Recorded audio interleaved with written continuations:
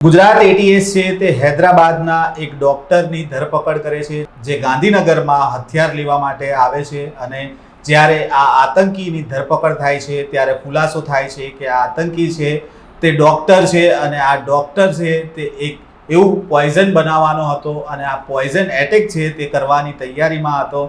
ત્યારે આ પોઈઝન શું હતું, કયું પોઈઝન તે બનાવવાનો હતો, જે પોઈઝનનું નામ સામે આવ્યું છે રાઇઝન પોઈઝન, તે ખરેખર શું હોય છે તેની ચર્ચા કરવા માટે આપણી સાથે જોડાયા છે ડૉક્ટર દુર્ગેશ મોદી। આપણે તેમની સાથે સીધી જ વાતચીત કરીશું અને સામાન્ય ભાષામાં આપણે સમજી શકીએ એ પ્રકારે આપણા સવાલો છે તેમને પૂછીશું કે આ ખરેખર ઝેર શું હોય છે અને તેનાથી આપણને કેટલું નુકસાન થઈ શકે છે। દુર્ગેશભાઈ, નવજીવન ન્યૂઝમાં તમારું સ્વાગત છે। સૌથી પહેલાં તો આ એક હાલ ચર્ચાનો વિષય બન્યો છે કે રાઇઝન ઝેર કે પોઈઝન એટેક થવાની સંભાવના હતી, તો આ રાઇઝન ઝેર છે એ શું હોય છે ખરેખર? રાઇસિન ઝેર એ એરંડાના બીમાંથી મળતું એક પ્રકારનું પ્રોટીન છે। જે સામાન્ય એરંડિયાનું તેલ આપણે વપરાશમાં લેતા હોય એ એરંડિયાના બીને અંગ્રેજીમાં રાઇસિનસ કોમ્યુનિસ કહેવાય છે। એ બીનો જે ગર્ભભાગ હોય એટલે કે અંગ્રેજીમાં એન્ડોસ્પર્મ, એમાંથી જ તેલ નીકળતું હોય છે। એ ઉપરાંત એન્ડોસ્પર્મમાં તેલની સાથે સાથે આ રાઇસિન પ્રકારનું પ્રોટીન રહેલું હોય છે। હવે એ પ્રોટીનમાં પણ બે પોલિમર ચેઇન્સ એકબીજા સાથે જોડાયેલી છે, ચેઇન એ અને ચેઇન બી। આમાંની ચેઇન એ છે એ બીજા કેટલાક બિયામાં પણ જોવા મળે છે, જેમ કે જવમાં પણ જોવા મળે છે। પણ જ્યારે આ બંને ચેઇન એકબીજાની સાથે હોય ત્યારે જ એ શરીરમાં ઝેરનું કામ કરી શકે। એટલે જો એરંડિયાના બીમાંથી આ રાઇસિન પ્રોટીન એક્સ્ટ્રેક્ટ કરીને એને કોઈને આપવામાં આવે તો એ ઝેરી નીવડી શકે। પરંતુ તમે કીધું કે એમાંથી જે આ તત્વો અલગ કરવામાં આવે તો આ જે સાંભળવામાં આપણને સરળ લાગે છે કે આમાંથી છૂટું પાડવું, તો એટલું ખરેખર સરળ હોય છે ખરી? ના, પહેલી વાત તો એ કે એરંડિયાના બીમાંથી રાઇસિન છૂટું પાડવું સહેલી વાત નથી। બીજું, જો ઠળિયો એરંડિયાનું બી આખા ભારતમાં અને વિશ્વમાં ઘણા બધા દેશોમાં સામાન્ય રીતે જોવા મળતું હોય છે। એરંડિયાના બી તમે આખા ખાઈ જાઓ તો પણ રાઇઝિનની ટોક્સિસિટી થતી જોવા મળતી નથી, કારણ કે એ જે બીનો ઉપરનો ભાગ છે, જે ઠળિયાનું ઉપરનું પડ છે, એને આપણું પેટ તોડી શકતું નથી। એટલે તેલ અને એની સાથે જ રાઇસિનનો જે પ્રોટીન છે એ બંને ઠળિયાની અંદર જ રહી જવા પામે છે।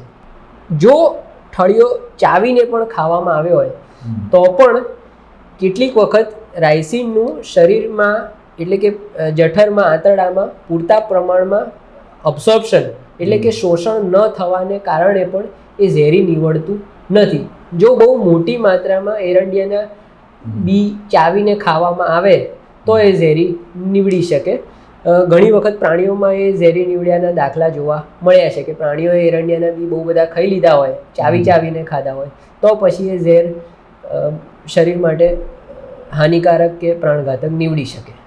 પણ જે આપણે આ જોઈએ કે આ ઝેર બનાવવું કેટલું અઘરું હોય છે, કેમ કે એને છૂટું પાડવાની જે આખી પ્રોસેસ હોય છે તો કોઈ આ લેબમાં થતી હોય છે કે સામાન્ય રીતે કોઈ પણ ડૉક્ટર આ પ્રોસેસ છે તે કરી શકે? જયંતભાઈ, અમારી તબીબી MBBS નો અભ્યાસ 4.5 વર્ષનો હોય, એમાં 19 અલગ વિષયો ભણવાના હોય। એમાંથી એક વિષય ફોરેન્સિક મેડિસિન અને ટોક્સિકોલોજી, 19માંથી એક વિષયમાં આ રાઇસિન વિશે ભણવામાં આવે અને એ ચોપડીમાં ફોરેન્સિક મેડિસિન અને ટોક્સિકોલોજીની ટેક્સ્ટબુકમાં આ રાઇસિન વિશે એક પાનું લખેલું છે। એક પાનું કોણ કેવી રીતે બનાવી શકાય, કેવી રીતે છૂટું પાડી શકાય, એની કોઈ માહિતી આપી ન હોય। વિશ્વમાં પણ રાઇસિન અધિકૃત રીતે રાઇસિન પોઈઝનિંગથી, રાઇસિન ટોક્સિસિટીથી મરેલો અત્યાર સુધી માત્ર એક અધિકૃત દાખલો છે। 1970ના દશકમાં બલ્ગેરિયન ડિસિડન્ટ હતો, એને રાઇસિનનું ઇન્જેક્શન આપીને મારી નાખવામાં આવેલો।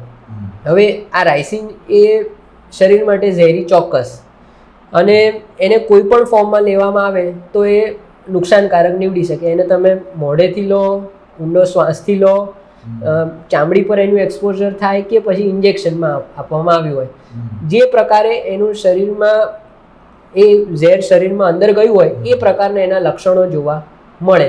મેં કીધું એમ ઓફિશિયલી આ એક જ દાખલો અત્યાર સુધી નોંધાયો છે, બીજા દાખલા ન નોંધાયા હોવાનો કારણો બે.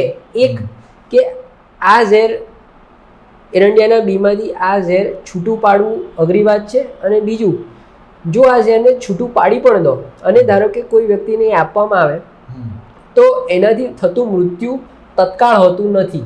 અચ્છા, એટલે બચવાના ચાન્સ હોય છે. બે રીતે તત્કાળ હોતું નથી. કેવી રીતે? જો પૂરતા પ્રમાણમાં રાઇઝિનનો ડોઝ આપવામાં આવ્યો હોય તો આ ઝેર 100% જીવલેણ નીવડે, કારણ કે એનો કોઈ ઈલાજ છે નહીં. પણ મૃત્યુ તત્કાળ ન થાય.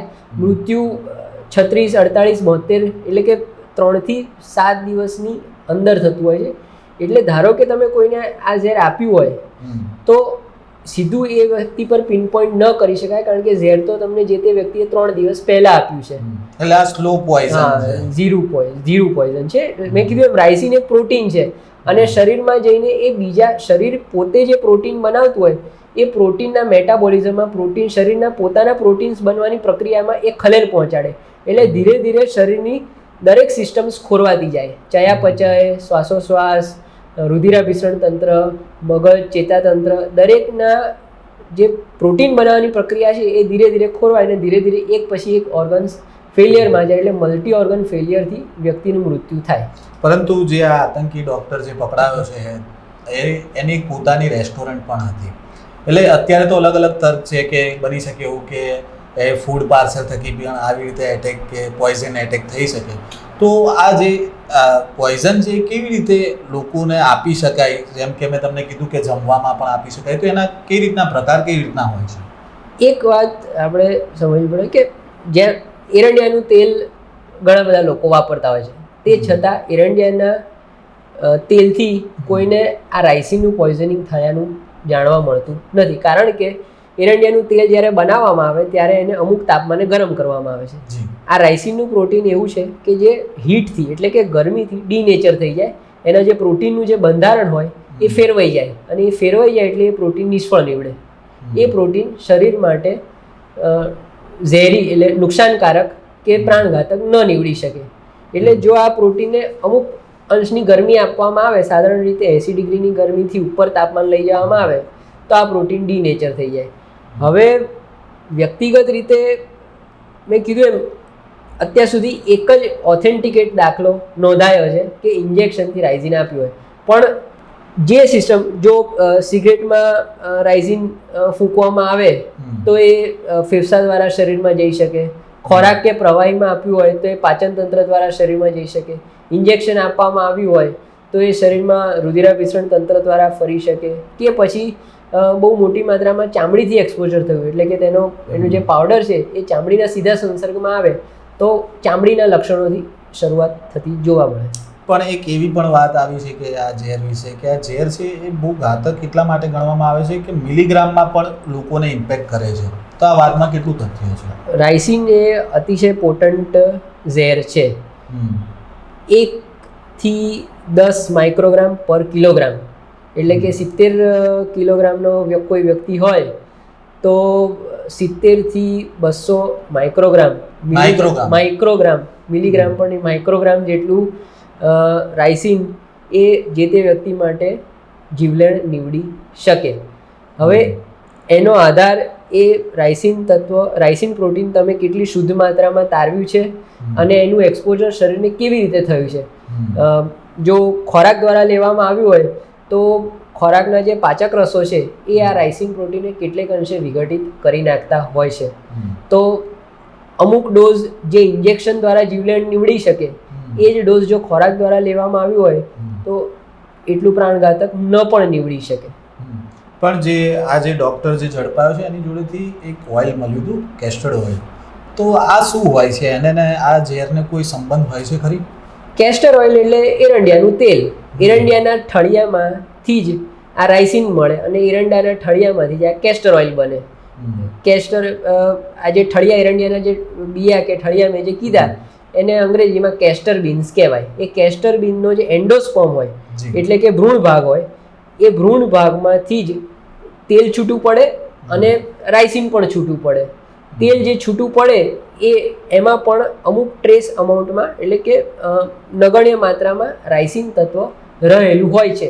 પણ જે તે વ્યક્તિ વાપરે તેને આ રાઇસિનની આડઅસર જોવા ના મળે એટલે એરંડિયાનું તેલ બનાવતી વખતે એને અમુક તાપમાને ગરમ કરવામાં આવે એટલે રાઇસિન એમાંથી નિષ્ક્રિય થઈને નીકળી જાય. પણ અત્યાર સુધી આપણે એવું માનતા હતા કે સાયનાઇડ છે સૌથી ઘાતક છે મનુષ્ય માટે, પણ આમાં એવી વાત જાણવા મળે છે કે સાયનાઇડ કરતાં પણ અપગ્રેડ છે રાઇઝિન. તો સાયનાઇડ શું છે અને રાઇઝિન બંનેનો તફાવત શું છે? રાઇસિન આપણે સાયનાઇડની વાત અત્યારે રહેવા દઈએ. સાયનાઇડ એ અતિશય ઝેરી તત્વ છે અને એ વ્યક્તિને તત્કાળ મૃત્યુ આપતું ઝેર છે.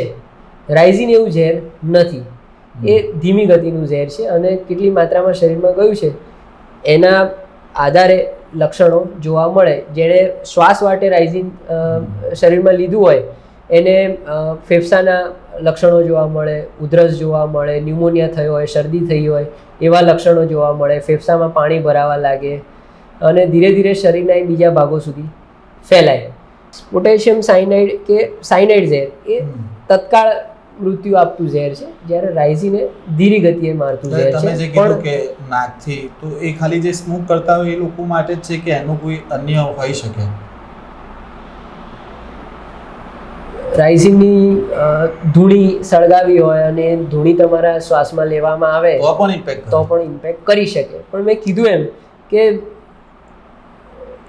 ધૂણી કરો એટલે આસપાસના વાતાવરણમાં ફેલાઈ જાય અને જે તે વ્યક્તિ એ લેવાનું છે અથવા જે તે વ્યક્તિને આપવાનું છે એમાંથી અમુક જ માત્રામાં શ્વાસમાં જાય એટલે આ અધિકૃત રીતે આવો શ્વાસમાં લેવાથી કોઈનું મૃત્યુ થયું હોય એવા કોઈ દાખલા હજુ સુધી નોંધાયા નથી. બટ પોટેન્શિયલી હા, આ રીતે રાઇસિન શરીરમાં પહોંચી શકે ખરું, થિયોરિટિકલી પોસિબલ.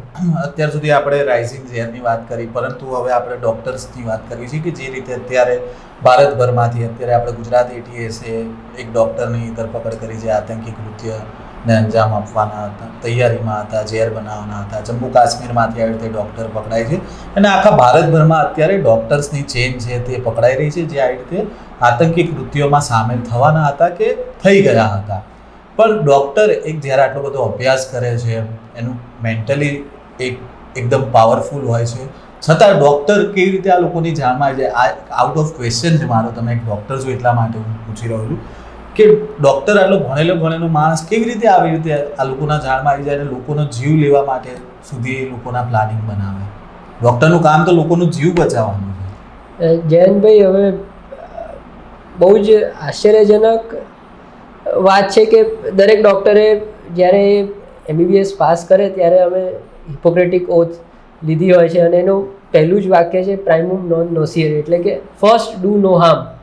તમે એક ડૉક્ટર તરીકે કોઈ પણ વ્યક્તિને ઈજા ન પહોંચાડી શકો. જો તમારી સારવાર એ વ્યક્તિને વધારે તકલીફમાં નાખતો હોય તો તમારે એ સારવાર પણ એને આપવી ન જોઈએ, એવું અમારી તબીબી એથિક્સ કહે છે.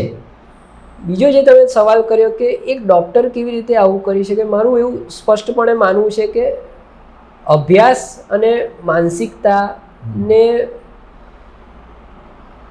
એકબીજા જોડે બહુ સીધો સંબંધ નથી.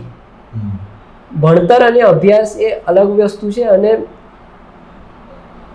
કમ્પેશન, એથિક્સ અને માનસિકતા એ અલગ વસ્તુ છે.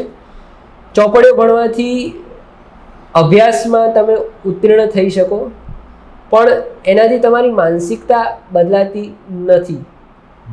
માનસિકતા તમારો અભ્યાસક્રમ સિવાયના પુસ્તકોથી કે પછી તમારા આસપાસના લોકો કેવા છે, તમારા માતા પિતાના સંસ્કાર કેવા છે, તમારા પરિવારજનો, તમારા મિત્રો કેવા છે, તમે કેવા લોકોનો સાથ સહકાર રાખો છો, એના પર આ માનસિકતાનો પાયો રહેલો હોય છે, નહીં કે તમે કયો અભ્યાસ કરો છો. એટલે એવું બની શકે કે કોઈ વૈજ્ઞાનિક હોય એ પણ વૈજ્ઞાનિક માનસિકતા ન ધરાવતો હોય.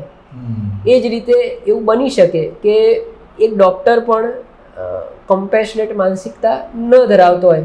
હવે આજે ડૉક્ટર ઝડપાયા છે એ ગુનેગાર છે કે નહીં, આતંકી છે કે નહીં, એ મને જાણ નથી, પણ જો એ ગુનેગાર હોય તો એ ડૉક્ટર છે છતાં ગુનેગાર છે એવું જોવાને બદલે હું એમ જોઉં છું કે એ માનવી છે અને માનવીના સ્વભાવમાં જેમ અલગ અલગ પ્રકારના ગુણો રહેલા હોય છે, એમ એ વ્યક્તિમાં પણ ભલે ડૉક્ટર હોય, વૈજ્ઞાનિક હોય, XYZ હોય, એમાં એ સ્વભાવગત ખામીઓ હોઈ શકે છે. અને એ સ્વભાવગત ખામીઓને એક સમાજ તરીકે આપણે કેવી રીતે સુધારવી અથવા તો કેવી રીતે એની પર ચેક રાખવું, એના વિશે આપણે વિચારવું જોઈએ, નહીં કે ડૉક્ટર આવું કેવી રીતે કરી શકે છે. મારો એક છેલ્લો સવાલ છે. આજ ડૉક્ટરને લઈને જે ગુજરાત ETS ઝડપ્યો છે, એ વિદેશમાં ચીનમાં અભ્યાસ કરેલો છે, અને વિદેશમાં અભ્યાસ કર્યા બાદ આપણા મોટાભાગના વિદ્યાર્થીઓ છે વિદેશમાં અભ્યાસ કરવા માટે જાય છે, પરત આવે છે, પોતાનું ડૉક્ટરી છે તે પ્રેક્ટિસ ચાલુ કરતા હોય છે. પણ આ ડૉક્ટરે એવું નહોતું કર્યું. તો વિદેશમાં ભણવા જતા જે વિદ્યાર્થીઓ છે ત્યાંનું કલ્ચર કે એવું કંઈ હાવી થતું હોય છે એના ઉપર? તમે પણ વિદેશમાં ગયા છો, અભ્યાસ કર્યા છો, તો એને ને આને કોઈ લેવા દેવા ખરી હોય છે ખરી? ફરી કહું છું કે અભ્યાસ અને માનસિકતાને બહુ સીધો સંબંધ નથી. મેં પણ પરદેશમાંથી અભ્યાસ કર્યો છે. મારો અભ્યાસ ફિલિપિન્સમાંથી થયો. ફિલિપિન્સની સંસ્કૃતિ એ ભારતીય સંસ્કૃતિ કરતાં બહુ જ અલગ પ્રકારની છે. એ જ રીતે તમે જે વ્યક્તિની વાત કરી રહ્યા છો એમણે ચીનથી અભ્યાસ કર્યો છે. ઘણા વિદ્યાર્થીઓ, મારી બેન યુરોપમાં ભણવા ગઈ છે, ઘણા વિદ્યાર્થીઓ અમેરિકન કન્ટ્રીઝમાં અમેરિકા, કેનેડામાં અભ્યાસ કરવા જતા હોય. સ્વાભાવિક છે કે ત્યાંની સંસ્કૃતિ પણ ભારતીય સંસ્કૃતિ કરતાં અલગ જ હોવાની.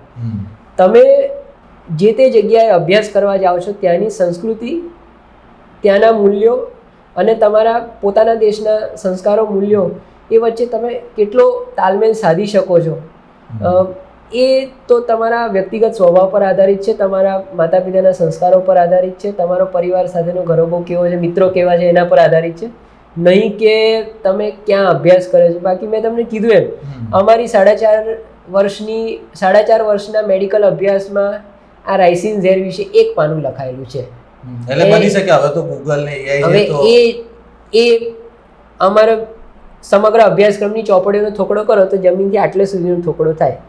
તો પણ એ વ્યક્તિએ એમાંથી આટલા ઊંચા થોકડામાંથી એક પાનું જે સમાજ માટે ઝેરી બની શકે, હાનિકારક બની શકે, એનો ઉપયોગ કરવાનું ઈચ્છ્યું.